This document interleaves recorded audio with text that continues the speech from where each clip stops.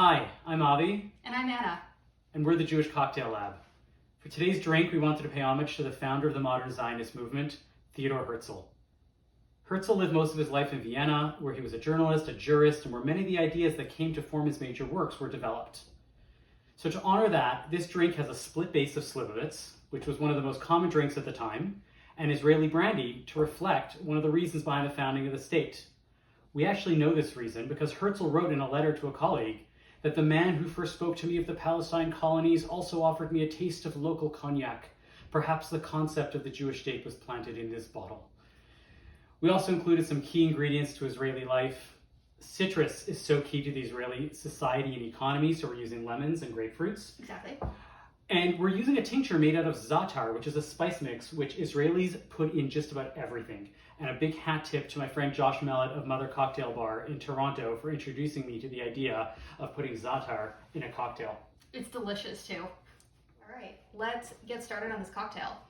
So I'm going to begin with half of a lemon. I have it already here cubed up, and this will make it easier to muddle.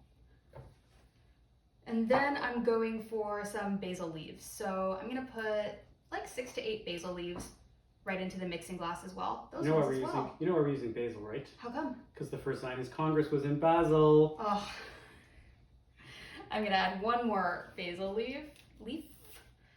Okay, we're gonna muddle that up. What you want to do when you're muddling is just press. You don't None want of that twisty action. No, you don't want to grind it or twist it because that's going to bring out really bitter flavors from the lemon and from the basil. So you just want to press all the juices out. Beautiful. Okay, next I'm going for simple syrup. I'm going to add 3/4 of an ounce.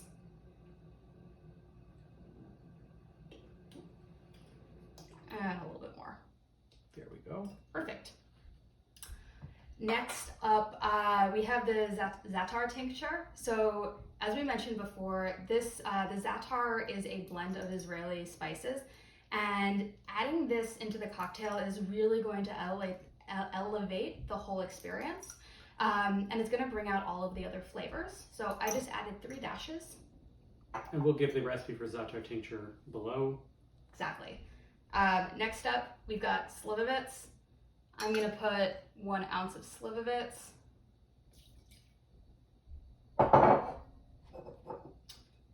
And 1 ounce of Israeli brandy.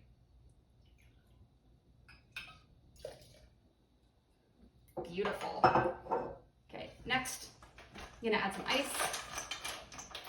This is home. We can put our hands in the ice. Nobody's going to tell you otherwise. It's fine. Just if you catch a bartender do that, fire them. I would never do this in a bar. Perfect.